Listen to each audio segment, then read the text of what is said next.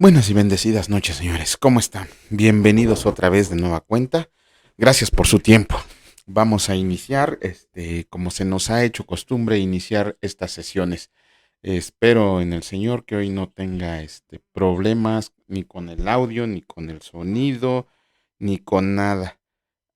Pareciera ser que ya está ahí, jalando todo como debe de jalar. Ya lo chequé 2 veces, esperemos que siga así.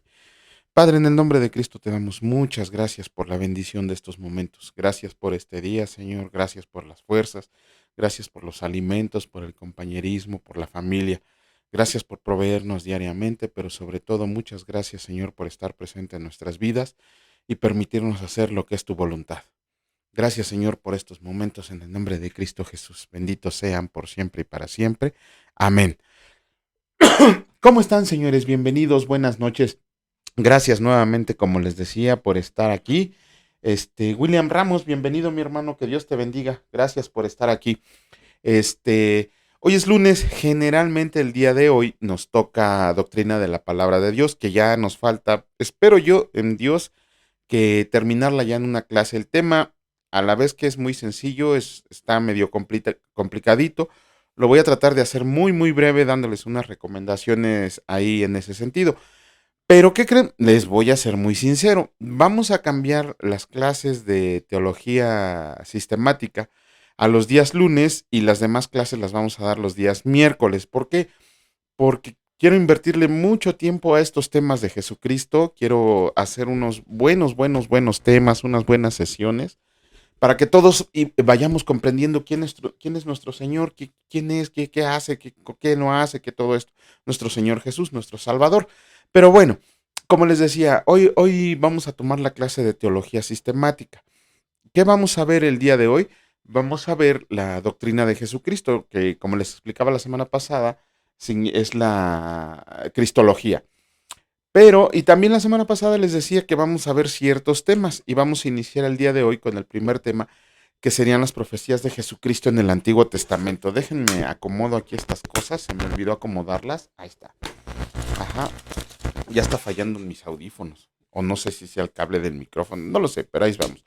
Ok, empecemos. Nosotros como cristianos, como seguidores de Cristo, como hijos de Dios, lo hemos estado viendo en las clases de doctrina de la palabra de Dios, que la Biblia es nuestra máxima autoridad. Pero, una de las cosas que tenemos que tener muy, muy, muy en cuenta es que el tema central de la palabra de Dios escrita, la Biblia, es Jesucristo. Ajá. Toda la palabra de Dios, todo, toda la Biblia es habla de Jesucristo. Los 66 libros de la Biblia hablan de Jesucristo. Ajá. No hay ningún libro que no hable de Jesucristo. Todos, absolutamente todos. En el Nuevo Testamento no tenemos ninguna duda acerca de que es el tema central, pero muchas veces en el Antiguo Testamento nos confundimos. Cada uno de los 39 libros que forman el Antiguo Testamento hablan del Señor Jesús. Son versículos a veces bien claros, bien claros, bien claros, y hay otras veces que hay que estarlos leyendo varias veces.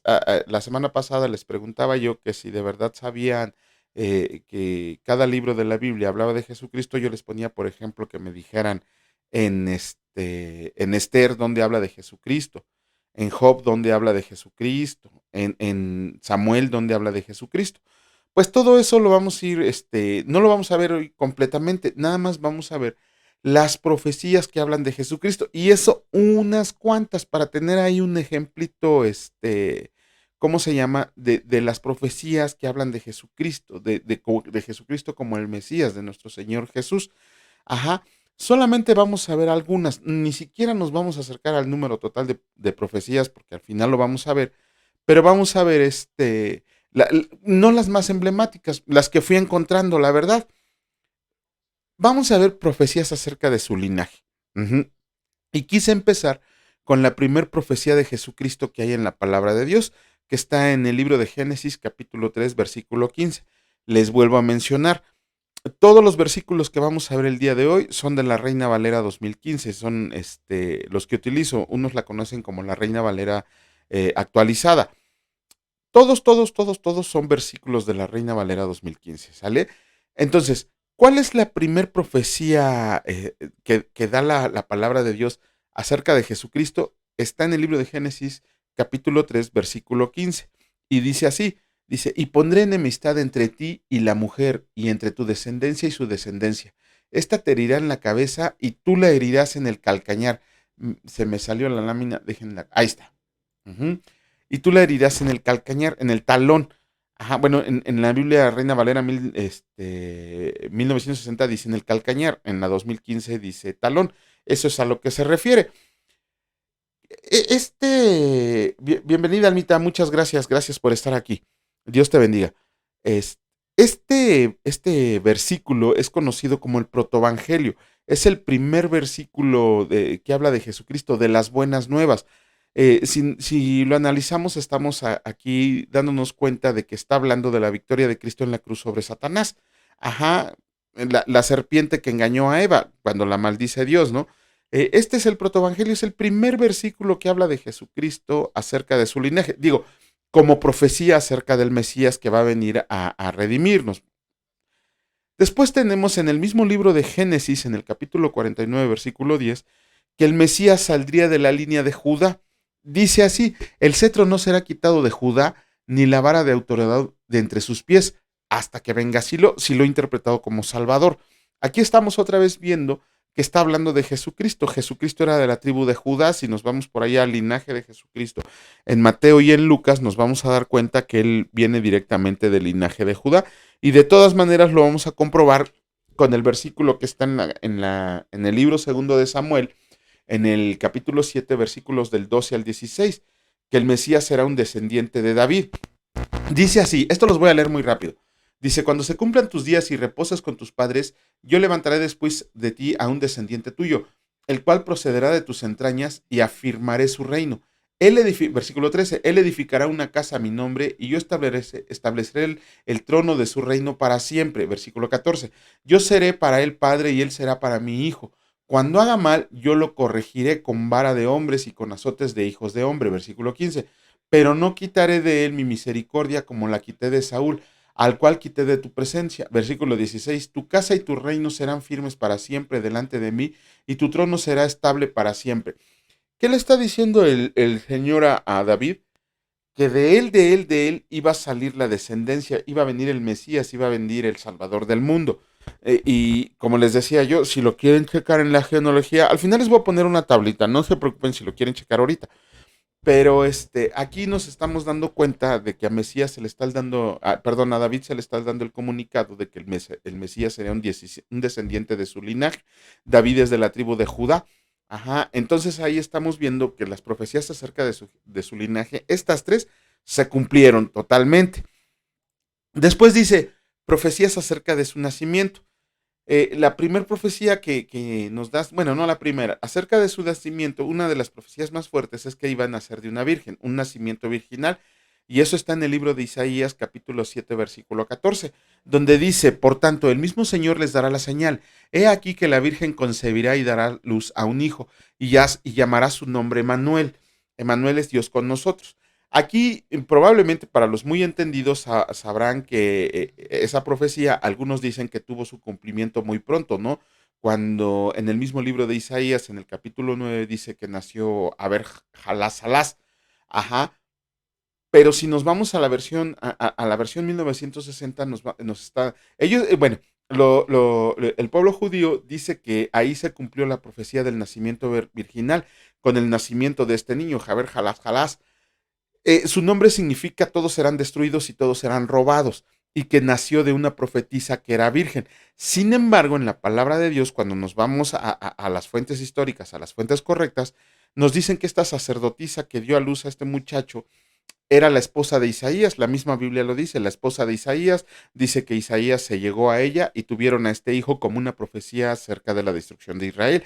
Pero esta profecía se cumple en Jesucristo con el nacimiento que él viene de María. Lo vamos a ver en la tablita que les estaba mencionando más adelante, cómo se dio el cumplimiento en el Nuevo Testamento.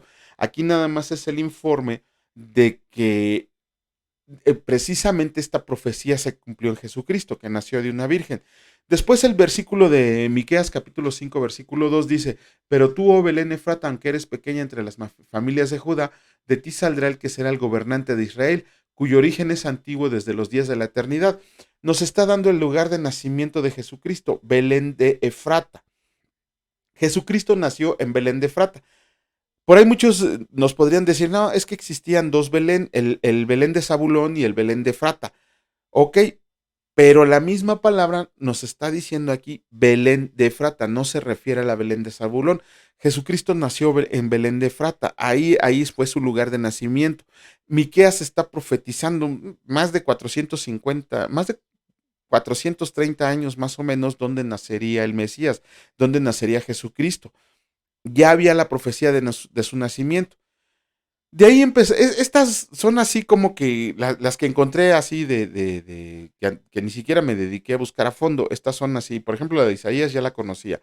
Y la de Miqueas dije, bueno, pues aquí está, ¿no? La encontré de casualidad en Josué, pero en Josué habla de Belén de Zabulón y eso me dio la idea de irme a Belén de Frata, donde estaba ese versículo y está en Miqueas capítulo 5 versículo 2. Después tenemos profecías acerca de su vida, cómo iba a ser la vida de ese Mesías. Isaías capítulo 61, versículo 11 nos dice su misión y dice así, porque la tierra produce sus brotes y como el huerto hace germinar las semillas sembradas en él, así el Señor Dios hará germinar la justicia y la alabanza de delante de las naciones. Jesucristo lo conocemos porque Él va a traer la justicia. Va a traer la justicia cuando venga en su reino. Ahorita lo vamos a ver, esas profecías acerca del reinado de Jesucristo. Pero aquí nos está hablando de la misión. Quieren verlo más claro en Isaías capítulo 9, versículo 2, que estaba identificado con la sociedad despreciada. Dice, el pueblo que andaba en tinieblas vio una gran luz. A los que habitaban en la tierra de sombra de muerte, la luz les resplandeció. Jesucristo mismo dice, yo vine a las ovejas perdidas de la casa de Israel, pero ellos lo desecharon, ellos lo rechazaron. Y Jesucristo a quién se volteó, era su plan desde el principio, a los que ellos llamaban gentiles. Los gentiles son todos aquellos que no eran judíos. Para acabar pronto, no se metan en problemas si son griegos, árabes, egipcios, nada.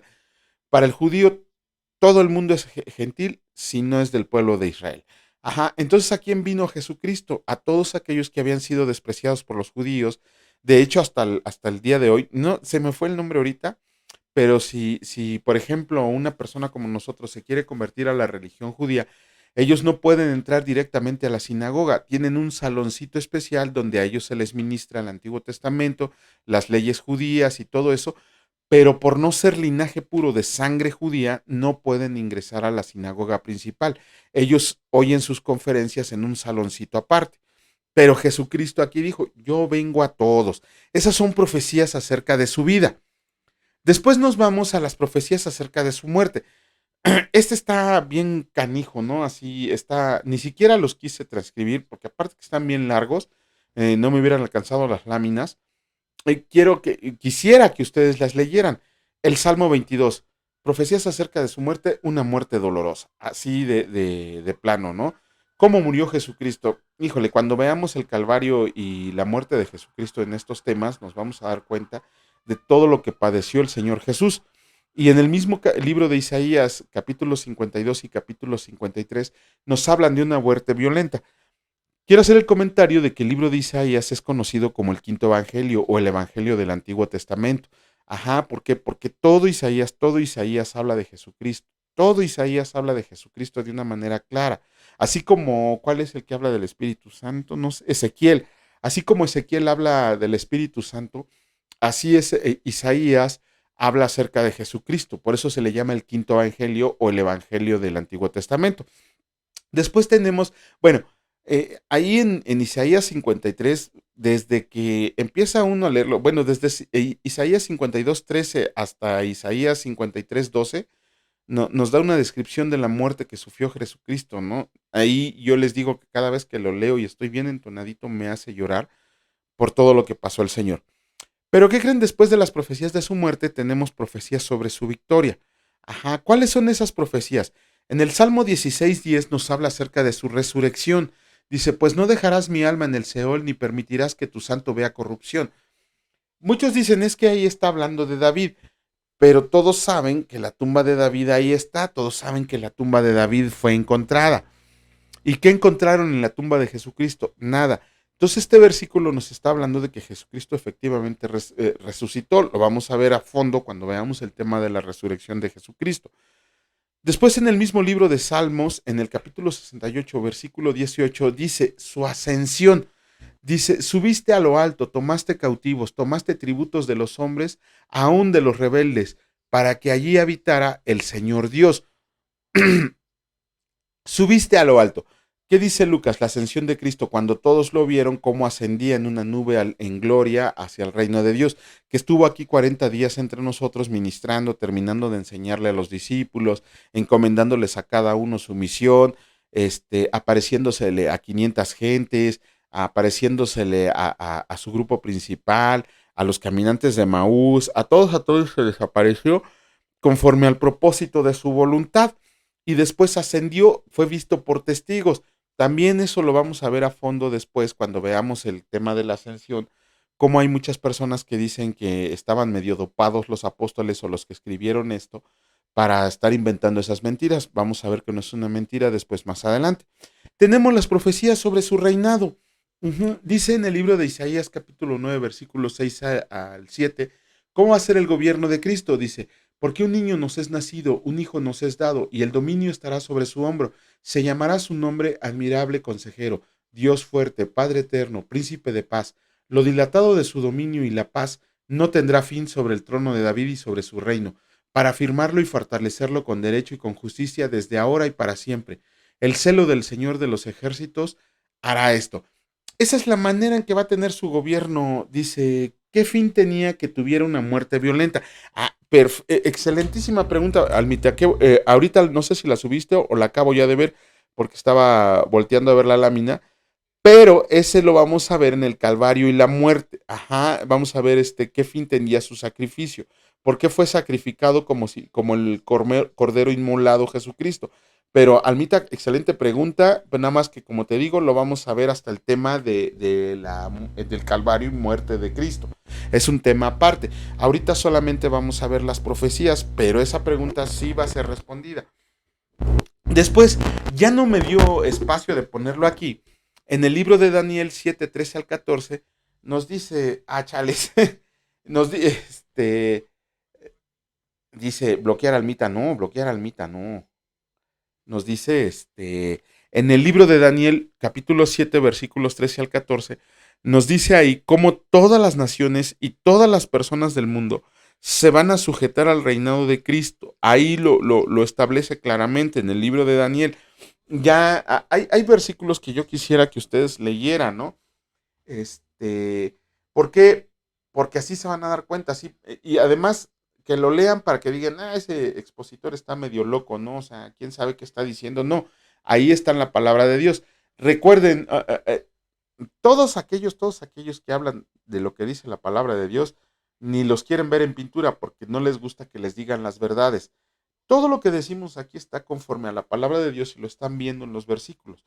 Aquí no nos sacamos con que no, o sea, esto, el otro, o que dice la palabra de esto. Por ahí estaba yo viendo hace rato una prédica de una pastora, Dios me libre, en el que les estaba diciendo profecías, les estaba diciendo profecías que el Señor les había dado y, híjole, son unas profecías así como que dije, bueno, pues allá ellos, ¿no? Eh, Vámonos a la siguiente. Esta es la tabla que les mencionaba. Ahorita vamos a ver números. Pero aquí en esta tabla, yo sé que no se ve mucho. Esta después la voy a subir al grupo para que ustedes en su celular, en su computadora, bueno, subo todas las láminas, ¿no? Las puedan ustedes ver. Pero son bien poquitas, aquí ya también el tiempo se me acababa y ya no quise seguir metiéndole más. Pero aquí está el asunto, de la profecía, ¿a qué se refiere? Así lo puse. ¿Dónde viene la profecía en el Antiguo Testamento? Aquí les puse los versículos. Y después les puse el cumplimiento en el Nuevo Testamento. Vamos a ver, por ejemplo, una clarita. ¿Dónde está? ¿Dónde está? ¿Dónde la vi? Aquí está.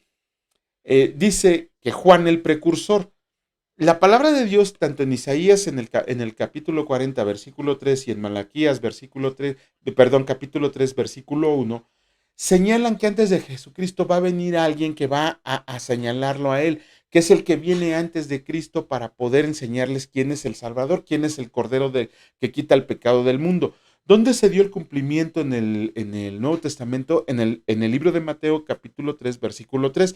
Se las puse ahí para que las chequen, para que ustedes las confirmen a ver si es cierto de que no les estoy engañando o que no era cierto o quién sabe de dónde las saco. No, ahí están para que ustedes las lean, las confirmen y ahí me digan si estoy mal o estoy bien. Ok, vamos a ver lo siguiente. Por acá déjenme sacar mi acordeón. Ok, vamos a ver.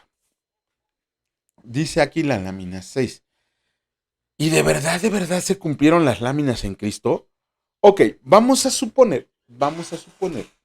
De hecho, por ahí hay libros, hay personas, hay científicos, hay cuates ahí que no tienen nada que hacer y que se dedican a estar atacando la palabra de Dios. Y algunos argumentan que varias profecías se pudieron cumplir en varias personas a lo largo de la historia y que jugando con el texto bíblico se podía aplicar a varios personajes. ¿Quiénes son los más, por así decirlo, los más, perdón, no sé por qué tengo mucha, sí, ya sé por qué tengo mucha comezón en el ojo. Aquí andaba el gato hace ratito y yo creo que dejó sus pelos y como soy alérgico a los gatos, pero bueno, ya déjenme de una rascada así. Bueno, este, se me había metido un pelo porque me da mucha comezón. Bueno, como les decía, hay varias personas, inclusive hay libros en los que dicen que el- la, la- las profecías que hemos señalado, las profecías que señalamos, se pudieron haber cumplido en varias personas a lo largo de la historia y que más o menos jugando con el texto bíblico se podrían acomodar a ciertas personas. Les voy a poner un ejemplo. Muchos hemos oído hablar de Nostradamus. Ajá, Nostradamus escribió una serie de libros llamados Centurias. Cada libro traía 100 versos y cada uno de esos versos hablaba de una predicción al futuro. Los estudiosos de ese libro, sí los hay, de hecho yo los leí, no les entendí en algunos, pero después ya consulté a los que se dedicaron a investigar esos libros, y según ellos, este Nostradamus predijo la Segunda Guerra Mundial, el nacimiento de Hitler, el nacimiento de Napoleón, varias cuestiones ahí que más o menos, sí, sí como que le atinaban al personaje. Si alguno de ustedes ha tenido la oportunidad de leer las centurias de Nostradamus, se van a dar cuenta que son versos. No dicen un nombre en concreto, no dicen una situación en concreto, no dicen así cosas como lo dice la palabra de Dios. El Mesías nacerá en Belén de Frata. Así, de plano lo dice y lo dice claramente. Pero, por ejemplo, el libro de Nostradamus, una centuria que recuerdo es acerca de que y caerán dos pilares de una nación poderosa y que no sé qué tanto. Y esa centuria la acomodaron a que fueran las dos torres de cuando las atacaron ahí las de Estados Unidos. Y según ellos se estaba cumpliendo una profecía de Nostradamus. Cuando esos versos se pudieron haber acomodado para otro tipo de situaciones, porque ellos afirmaban que los dos pilares significaban forzosamente las dos torres. Pero váyanse a la Biblia y cuando la Biblia menciona pilares, le buscan y le rebuscan y le... No, es que se refiere a dos humanos, no es que se refiere a dos países, no es que sí se refiere a dos columnas. Cuando la palabra de Dios es clara, dice, Jesucristo nacerá en Belén de Frata, el Mesías nacerá en Belén de Frata. ¿Dónde nació Jesucristo? En Belén de Frata. Y no hay que estarle jugando ni hay que estarle buscando cómo acomodar esos versículos para que le atinen a Jesucristo. Dice, aquí esto está bien interesante. Vamos a refutar un poquito, vamos a ¿cómo señala? Acerca de las profecías de Jesucristo. Les digo que este tema de Cristo me encanta. Por ahí hay unos señores, de hecho yo cuando inicié el estudio de Cristo, leí un libro en el que decía que había cerca de 235, no, esas son las promesas, que había como un poquito más de 500 profecías de Jesucristo en el Antiguo Testamento. Ya después, cuando empezamos a estudiar a fondo la vida y obra de Jesucristo, leí algunos libros que decían, algunos eruditos bíblicos, que había más o menos entre 300 y 400 profecías acerca del Señor Jesús en el Antiguo Testamento. Ya más avanzadas las cosas, otro grupo ahí, otro grupo, no recientemente, otro grupo allá por 1950, entre 50 y 70, que se dedicaron a estudiar las profecías de la palabra de Dios, dicen que nada más hay 121 profecías. Dice, el Mesías judío tendría que cumplir el mismo número de profecías. ¡Ah! Híjole, híjole, qué bonito comentario estás haciendo, Almita. El Mesías judío tendría que cumplir el mismo número de profecías. No sé si es pregunta, perdón, Almita, o si es una observación. Ahí, por favor, aclárame. Pero efectivamente, el Mesías judío es pregunta. Ah, ok. Ya lo estaba tomando como observación. Exactamente. El Mesías judío, que por ahí algunos dicen que ya nació, tendría que cumplir el mismo número de profecías que se cumplieron en Jesucristo. Almita se nos adelantó. Ok, ahorita les vamos a tocar ese tema. Ahorita ya dame 5 minutos. Les decía yo que otro grupo de eruditos bíblicos estudiaron las profecías de Cristo en el Antiguo Testamento y dijeron, no, ¿saben qué? Esas 300, 400 profecías que dicen es como un número un poco exageradito. Nosotros ya las buscamos bien, ya las encontramos, y en realidad son 121 profecías que hablan acerca del Mesías, acerca de Jesucristo, directamente de Jesucristo. Ok, si las quieren consultar, adquieran, consigan o que alguien les preste el diccionario Holman. En ese diccionario vienen las 121 profecías de las que hablan de Jesucristo en el Antiguo Testamento. Ajá, 121 profecías. Ok, vamos a suponer que por ahí surge gente que dice, no es cierto. Por ahí acabo de conocer a dos payasos, para mí son payasos de la palabra, que uno dice que el cristianismo se inventó en el año 303 antes de Cristo, por más que se le han presentado pruebas de que es una absoluta mentira, por más que ya se le dijo que ese libro ha sido desacreditado, para él es ley, para él es lo máximo que puede existir y él afirma y confirma y anda predicándole a todo el mundo que el cristianismo se inventó en el año 303, que ya leyó el libro de Josh McDowell y que inclusive el mismo Josh McDowell lo apoya. Ahorita voy para allá. Y por ahí hay otro más payaso todavía, porque se supone que es un cuate que ya cursó un instituto bíblico. No sé cuál, no quiere decir cuál, pero él es de otro país, no es de aquí de México. Él ya cursó un instituto bíblico, se autodenomina maestro y se burla de las personas que no saben de la palabra de Dios. Se burla totalmente de las personas de la palabra de Dios. De idiotas e ignorantes no los baja. Inclusive los regaña porque romantizan la palabra de Dios. Él inclusive ha subido fotos donde tiene un libro que se llama Los rollos del mal muerto. Otra vez volvemos a lo mismo. Son personas que han estudiado, pero han estudiado mal, han estudiado pues por satisfacer un logro personal, no por conocer al Señor. Yo no digo que el libro de Los rollos del mar muerto esté mal, pero esta persona ya puso el libro de Los rollos del mar muerto encima de la palabra de Dios. Y no quiere ni contestar, no quiere hablar, nos está diciendo ignorantes, ya lo retamos a un debate y no contesta, ya le dijimos en qué está mal y no, para él su Biblia es el libro escrito por un humano llamado Los rollos del mar muerto. Ojalá Dios lo corrija a tiempo y se dé cuenta que la única verdad viene en la palabra de Dios. El mismo Josh McDowell, del quien les hablaba, que dice esta persona que leyó el libro llamado Año 303, Inventan el Cristianismo, y que él afirma y confirma y reafirma que Josh McDowell lo apoya en su libro. Yo le pregunté a este señor, ok, dame las páginas donde dice que Josh McDowell apoya la idea de que el cristianismo se inventó en el año 303. Afortunadamente y gracias a Dios, el libro del que habla se llama Evidencia que exige un veredicto, y de Josh McDowell. Tenemos la fortuna de tener la primera edición que editó este Josh McDowell, y gracias a Dios pudimos comprar una mucho más reciente, una a la que se le añadieron más cosas. De hecho, me falta leer la versión más reciente como la mitad del libro, pero tanto en el libro de Josh McDowell, Evidencia que exige un veredicto, en su primera edición, hasta la edición que va ahorita, hasta el momento, yo no he encontrado algo que diga que Josh McDowell apoya la invención del cristianismo en el año 303. Lo que sí encontré es que Josh McDowell hizo una investigación exhaustiva acerca de cuántas profecías hay de Jesucristo en el Antiguo Testamento. Y el buen señor Josh McDowell dice que son 61 profecías que acreditan al Señor Jesús como Mesías.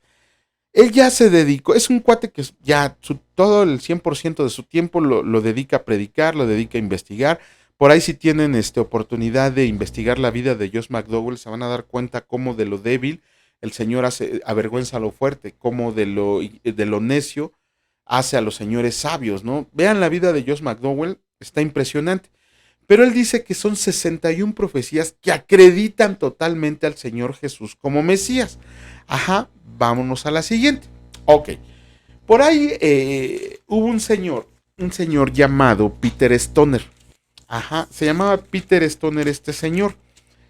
Este señor fue un escritor cristiano, escribió varios libros de índole cristiano. Pero también este señor fue jefe del Departamento de Matemáticas y Astronomía del Pasadena City College.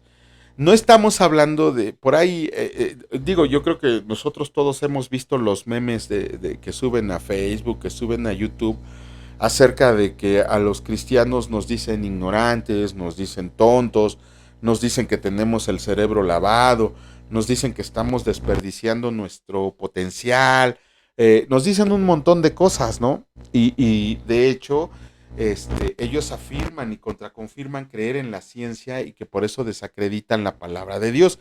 De hecho, estos señores afirman, dicen que los verdaderos científicos no creen en Dios, ¿no? Que ellos son ateos, que son científicos y que la ciencia no se lleva con la religión, con la fe. Si de verdad ellos que son tan doctos, que no son ignorantes, que son personas que basan sus creencias en la ciencia, se darían cuenta que lo que están diciendo es una aberrante mentira. ¿Por qué? Si leyeran, el 70% de los ganadores del premio Nobel son cristianos o creen en Dios. Ajá, yo no lo digo, investiguen la vida de cada persona que ha ganado el premio Nobel y son más, alrededor del 70% de ellos son firmes creyentes en Dios y muchos de ellos son cristianos. Este señor, Peter Stoner, imagínense, jefe del Departamento de Matemáticas y Astronomía. No fue maestro, no fue encargadito, no, fue el jefe del Departamento de Matemáticas y Astronomía del Pasadena City College. No estamos hablando de cualquier Juan Vite, ¿no? Estamos hablando de una persona dedicada al conocimiento, al estudio de las matemáticas. Ok, este señor hizo lo siguiente. Juntó a 600 de sus alumnos. Ajá. No 10, no 20, no 50, 600 de sus alumnos. Y entre de ellos había varias personas que no conocían a Dios, que no creían a Dios y que otros eran firmes creyentes en Dios. 600 nada más, 600. Él y esos 600 alumnos durante 10 años. 10 años, no en un mes, no en 3 meses en el que se lee un libro, no en un año, ni siquiera en 5 años, en 10 años. En 10 años, este señor y sus 600 alumnos empezaron a leer todo el Antiguo Testamento. Y cada uno de esos alumnos iban sacando profecías, todos, ateos, creyentes, científicos, no creyentes, todos iban sacando profecías que hablaran de Jesucristo. Uh-huh. Bajo un proceso de eliminar profecías que no eran tan claras, por así decirlo, que no, ¿cómo se llama? Que digamos así, ay, pues es que pues no creo que hable de Jesucristo. Ajá. Dijeron, no, esta no. Durante esos 10 años, estos cuates, este señor, seleccionaron 6 profecías. 6, les estoy hablando de 6 profecías. No les estoy hablando de las 121 profecías no les estoy hablando de las 61 profecías de Josh McDowell. No les estoy hablando de las 121 profecías del diccionario Holman. No les estoy hablando de las 300, 400 profecías de las que hablan los demás libros. Les estoy hablando de 6 profecías nada más. Sí, no estoy hablando así de 100, 200. 6 profecías. Recuerden, este señor durante 10 años, con 600 de sus alumnos y siendo jefe del departamento de matemáticas, eligieron solo 6 profecías. 6, no eligieron más, solo 6 profecías. Ajá. Bajo ese sistema de que fueron eliminando, ellos calcularon matemáticamente la probabilidad de que en un nombre, se cumplieran esas 6 profecías. Pero ni siquiera en el tiempo de Jesucristo. Para hacerlo más emocionante la cosa, ellos seleccionaron un hombre entre el 400 antes de que naciera Jesucristo hasta el 2004 después de Jesucristo, después de que naciera Jesucristo. Estamos hablando que dijeron, canijo, pues ahora sí ya no las pusiste más difícil. Que en un solo hombre se cumplieran esas 6 profecías, nada más esas 6 profecías. Ok. Después de hacer sus cálculos, de revisarlos, de volverlos a revisar, después de que él se lo dio a un grupo de académicos, después de que él se lo dio a un grupo de cristianos, después de que él se lo dio a varias personas, para que revisaran esos números y ver si estaban correctos, todos ellos dijeron, sí, no hay error. La probabilidad de que esas 6 profecías se cumplieran en una sola persona es de 1 en 100,000 millones de billones. 100,000 millones de billones. Ajá. Que esas 6 profecías se cumplieran en una sola persona entre el 430, entre el 400 antes de Cristo hasta el 2004 después de Cristo, solo había una probabilidad entre 100,000 millones de billones. Estamos hablando de un 10 con 17 ceros, un número que tiene 17 ceros. Ajá. ¿Quién es la única persona en la que se cumplieron esas profecías? Solamente se cumplieron en Jesucristo de Nazaret. Ujú. Por eso, híjole, quien ataca las profecías, bueno, miren, si se dan cuenta, los verdaderos conocedores, las verdaderas personas que atacan la palabra de Dios, que atacan los fundamentos de Jesucristo y todo, no atacan las profecías. ¿Por qué? Porque este estudio de este señor no lo han podido derribar. Por eso está muy oscurito.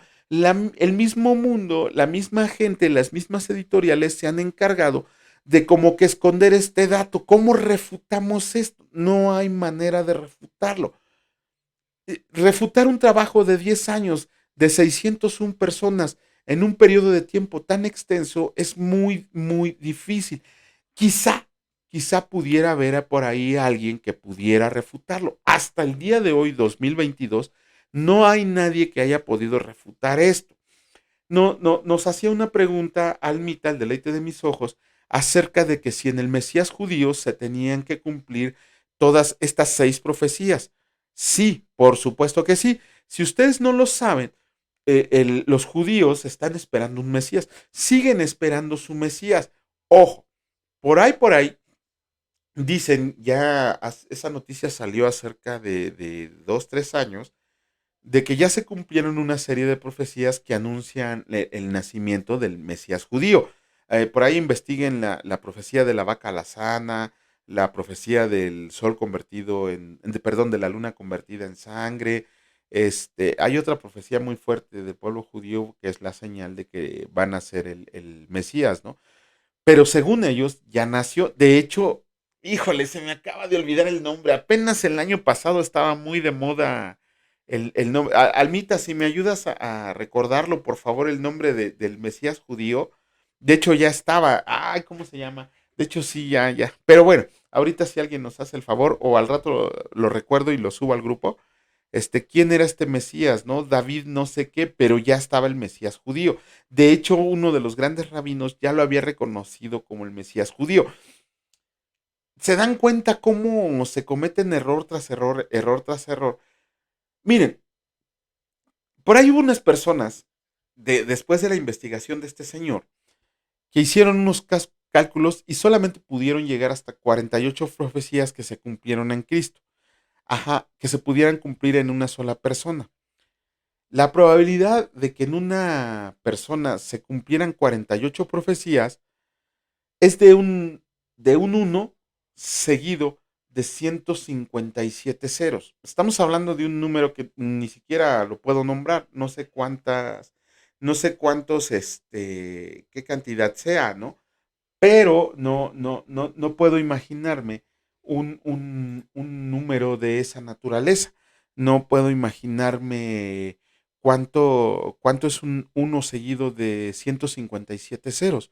Ajá. Estamos hablando de hasta donde llegaron 48 profecías. Imagínense si queremos completar las 61 profecías de Josh McDowell. Imagínense si queremos completar las 121 profecías que señala el diccionario Holman en una sola persona.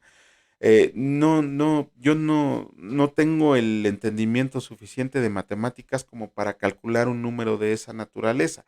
Si tan solo con 6 profecías la probabilidad de que se cumpliera en una persona es de 100.000 millones de billones en una sola persona. Y todavía hay un dato más, más curioso que estaba yo investigando antes de empezar la sesión. Dije, bueno, ¿y cuántas personas han vivido en el mundo, no? O sea, desde que se hizo la creación hasta el día de hoy, ¿cuántas personas han vivido?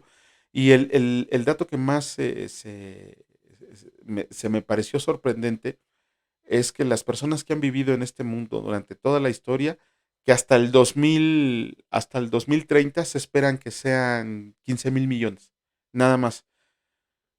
Eh, si no lo entienden, miren, vamos a suponer, vamos a suponer para que lo entendamos. Eh, para que estas 6 profecías se cumplieran en Jesucristo de la manera en que se cumplieron, es como si nosotros eligiéramos, haciendo el cálculo matemático, aproximadamente 1017 monedas. Vamos a suponer 1017 monedas de 10 pesos. Ajá. Y que esas 1017 monedas de 10 pesos yo las regara por todo el Estado de México. Ni siquiera por todo el país, por todo el Estado de México. Ujú. Así, todo el Estado de México. Yo las regaba. Pero una de esas monedas, le iba yo a poner una marca, así, una marca le iba a poner, la que yo quisiera. Obviamente esa moneda iba a quedar en algún lugar. Yo le iba a decir a una persona, ni siquiera ciega, a una sola persona, que solo iba a tener una oportunidad. Una oportunidad. Él podía recorrer todo el Estado de México. Todo el Estado de México lo podía recorrer. Pero solo iba a tener una oportunidad para encontrar esa moneda. O sea, él iba a decir, voy a irme caminando hasta Toluca. Y llegando a Toluca me voy a meter, no sé, a Glorieta de Colón. Y metiéndome en Glorieta de Colón voy a caminar 2 kilómetros y la moneda que ahí encuentre, esa va a ser la que tú marcaste. Obviamente no la va a encontrar, ¿no? Porque ni siquiera yo me voy a acordar dónde la tiré. Así de difícil sería que esas 6 profecías se cumplieran en Jesucristo. Es algo increíble, ¿no? Y volvemos a lo mismo. ¿En qué personas se habrán cumplido? En ninguna persona se han cumplido esas 6 profecías. Seis, no estamos hablando de 121, no estamos hablando de 48, no estamos hablando de 61, no estamos hablando de 400. Estamos hablando de 6 profecías. Acá está el otro dedo. 6 profecías que se cumplieron en Jesucristo de manera así completa, de manera al pie de la letra. 6 solamente, 6 solamente. Ujú. No hay nadie en este mundo, ni lo habrá por más que le busquen, por más que le encuentren, que se cumplan las profecías del Antiguo Testamento como se cumplieron en Jesucristo. No lo hay, ni lo habrá. ¿Por qué? Porque nuestro Mesías ya nació. Nuestro Mesías ya está aquí, ya ascendió, ya está esperando regresar. Si no ha regresado es porque no quiere que nadie se pierda, lo dice la palabra de Dios. Si nosotros tenemos por tardanza la promesa que nos hizo de regresar, es porque no quiere que nadie se pierda. La semana pasada yo les hacía una pregunta acerca de quién era Jesús. Es una pregunta que se han hecho desde que Jesucristo ascendió a los cielos. ¿Quién es Jesús? ¿Quién era Jesús? ¿Cómo era Jesús? Siempre nos estamos haciendo quién era Jesús. Nosotros, los que confiamos en Jesucristo, al que le hemos entregado nuestra vida, sabemos que es el Hijo de Dios, sabemos que es Dios encarnado, sabemos que es nuestro Salvador. Eh, Habrá quien les digo, quien diga que que para otras personas es un sabio, para otras personas es un maestro, para otras personas es un revolucionario, para otras personas es un extraterrestre, ¿no? Diríamos, mm, diría el libro de Ríos, ¿no? Que es extraterrestre, o el libro de JJ Benítez, el de Caballo de Troya, ¿no? Que Jesucristo era un extraterrestre. Sin embargo, por ahí tenemos otro señor muy intelectual llamado Jaroslav Pelikan, así como la marca de pluma, ¿no? Jaroslav Pelikan. Este cuate fue un historiador del cristianismo. Él escribió libros acerca de la historia del cristianismo, pero no nada más del cristianismo, porque van a decir, uy, pues así que chiste, ¿no? Pues es un cuate que creía en Jesucristo. No, este señor también escribió libros acerca de la intelectualidad en la Edad Media. Nada más imagínense qué cerebro tenía ese señor, ¿no? Libros acerca de la intelectualidad en la Edad Media. Hasta el título suena medio aburrido, ¿no? Habrá quien les guste, pero bueno. Pues este señor, en uno de sus libros, uno de historia medieval, no, ni siquiera fue de cristianismo, en un libro de historia medieval del cual ahorita no recuerdo el nombre, también luego se lo subo, decía él que no hay una persona más influyente o que más hubiera influenciado en la historia que Jesucristo. Ajá, no hay más, no hay más, no hay ninguna otra persona que haya influenciado más en la historia que Jesucristo. ¿Por qué? El primer punto, el mundo completo. Aunque cada quien tenga su calendario, el mundo completo se rige por el tiempo de Cristo. Todas las fechas de la historia, los libros de historia, las marcas de la historia se estudian hasta antes y el después de Jesucristo. Ya, con eso, con eso tenemos. ¿Para qué queremos más? O sea, ¿cómo confirmo? Por eso, otra vez vuelvo a lo mismo. Los cuates que se dedican a atacar la palabra de Dios, que atacan a Dios y todo esto, ni siquiera ponen en tela de duda o en tela de juicio la existencia de Jesucristo. Lo que ponen en tela de duda es su vida o su manera de ser, pero ellos no ponen en tela de duda de Jesucristo. Quien en estos días ponga en tela de duda la existencia de Jesucristo es un completo imbécil. Así se los digo con la boca llena. No hay ninguna evidencia acerca de que Jesucristo no haya vivido. Jesucristo fue una persona real, no fue una invención de Pablo como lo señalaba por ahí un historiador o un ateo, no, Herman, algo así, que decía que fue un invento de Pablo, ¿no? La vida de Jesucristo. No, los verdaderos antropólogos, los verdaderos historiadores, todos saben que Jesucristo existió. Que cada uno tenga una concepción diferente de quién es nuestro Señor y Salvador, es es otra cuestión acerca de la existencia o no de Jesucristo. No hay tela de duda acerca de la existencia de Jesucristo. Ajá. Todos estos cuates que se dedican a atacar a Jesucristo todavía, su vida, obra, no tienen en cuenta el legado principal de Jesucristo. ¿Cuál es el legado principal de Jesucristo? ¿Cuál es el legado que nosotros creemos que haya sido? Aquí está, miren. Gracias, Almita. Te digo que me pierdo en la conferencia, pero hay un cuate que se llama Yisquiau Ben David. Sí se pronuncia así, Almita. Yisquiau Ben David. Este cuate es el Mesías judío. Hizo mucho ruido hace unos 2 años atrás. De hecho, por ahí andaba juntando religiones. Aguas, aguas, ¿eh? A lo mejor no es el Mesías judío. Por ahí lean la palabra de Dios para ver de quién se puede tratar. Ajá, pero Isquiyahu, ya recordé su pronunciación correcta. Isquiyahu Ben David. Así se llama el Mesías israelita, el Mesías judío, que ya nació, ya anda actuando, ya anda haciendo ahí movimientos. O sea, aguas, aguas porque, pues, no, ¿cómo se llama? El cumplimiento de las profecías, ¿no? Hay que tener ahí mucho cuidado en ese sentido. Digo, quienes sabemos que el Mesías ya estuvo aquí, ya estuvo con nosotros, hay que tener mucho cuidado en eso, porque está actuando en lo oscurito. Ya veremos más adelante qué es lo que pasa. Pero les decía, el legado principal de Jesucristo, el legado principal de Jesucristo es su iglesia, no la iglesia como una católica romana, una evangelista, una pentecostal, no. Una iglesia como el cuerpo de Cristo. Así, el cuerpo de Cristo. Viendo a la iglesia como el cuerpo de Cristo, como la unidad del creyente en sí. Ese es el legado de Jesucristo, el principal legado, la conformación de su iglesia. Ajá.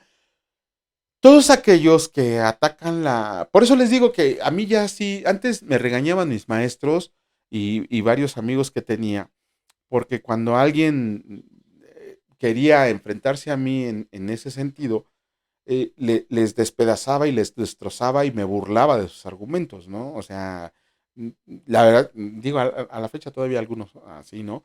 Pero antes yo no defendía a Dios, yo destrozaba y me burlaba de sus argumentos, ¿no? Y los dejaba bien enojados porque ya no tenían que responder. Digo, no se me ha quitado, ya no lo hago tan seguido, pero antes destrozaba argumentos.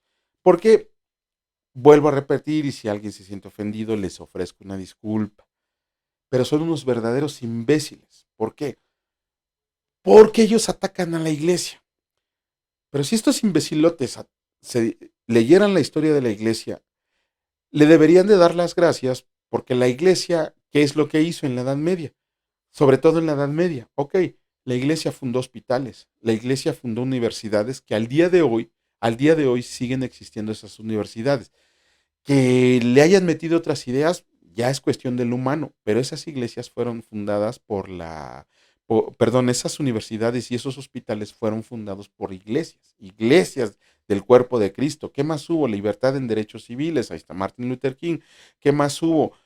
Una explosión de comprensión de idiomas, ¿no? Gracias a la iglesia, gracias a la palabra de Dios escrita, hubo un boom de traducciones, un boom de comprensión de más idiomas. Este cuate le digo, lean sus libros de historia y se van a dar cuenta que él decía bueno, nosotros cuando lo vimos en secundaria, ¿no? ¿Cuántas personas eran educadas? ¿Cuántas personas eran educadas? Solamente los nobles, y eso a veces, ni siquiera los nobles a veces sabían leer, ¿no? ¿Cuántos ejemplos de reyes tenemos que no sabían ni leer, ¿no? Si de por sí ahí tenemos un rey que se bañó 2 veces en toda su vida, dos veces en toda su vida. Ahí investiguen quién fue, ¿no? Pero gracias a la iglesia empezaron las labores de alfabetismo, ajá, de conocimiento. O sea, estos cuates atacan a la iglesia, pero gracias a la iglesia de Cristo, gracias a los misioneros, gracias a los misioneros evangélicos, ellos tienen la oportunidad de una educación, tienen la oportunidad de emitir sus tontas ideas, por muy tontas, ignorantes e idiotas que sean, tienen la oportunidad de esgrimir sus ideas. ¿Por qué? Porque el cristianismo fundó las bases para tener una libertad civil. No les voy a dar clase de eso sí no se los voy a dar clase de eso nunca. Si alguien quiere aprender, póngase a leer libros de historia. Hay por ahí un tratado de historia de la humanidad, es un libro alemán, léanlo y ahí entérense, ¿no? Ahí entérense de todas las mentiras en las que hemos vivido, ¿no? Por eso, señores, cuando alguien ataque su fe, cuando alguien, échenmelo para acá, ignórenlo o búrlense de él. Ay, no, búrlense no. Llévenlo a los pies de Cristo. Ajá. Traten de presentar una defensa del Evangelio con mansedumbre y humildad. Ajá. Pero eso sí, ya no se dejen que ataquen nuestras creencias, que ataquen nuestra fe. ¿Por qué? Porque va a llegar un momento en que no solo van a atacar nuestras creencias, ya estamos muy cerca del momento no, ojo, no estoy diciendo fechas ni nada, pero ya estamos cerca del momento en que como cristianos vamos a ser perseguidos, asesinados y todo lo que venga y todo lo terminado en nada. Padre, te doy gracias por las bendiciones recibidas en el día de hoy, gracias por tu amor, por tu misericordia, por tu bondad, por permitirnos este tiempo, Señor, por dejarnos predicar tu palabra, por dejarnos enseñar de ti, Señor. Que sea sana doctrina lo que siempre emitimos y que tú estés presente en nuestra vida diariamente, Señor, redarguyéndonos, corrigiéndonos, instruyéndonos en tu palabra, Señor, y que nos metas ese ánimo de seguir creciendo cada día en el conocimiento de ti, mi Dios Padre. Gracias por esta oportunidad, Señor. Gracias por la vida de todas las personas que escucharán, verán estas sesiones, Señor. Y te pedimos que los bendigas diariamente, que les prodigues alimento, que les des su provisión diaria, Señor, y sobre todo que los tengas resguardados en ti, Señor, que tú seas su máxima autoridad. Gracias te doy, mi Dios Padre Todopoderoso, gracias te doy, mi Señor Jesucristo Salvador, y gracias te doy, Señor Espíritu Santo.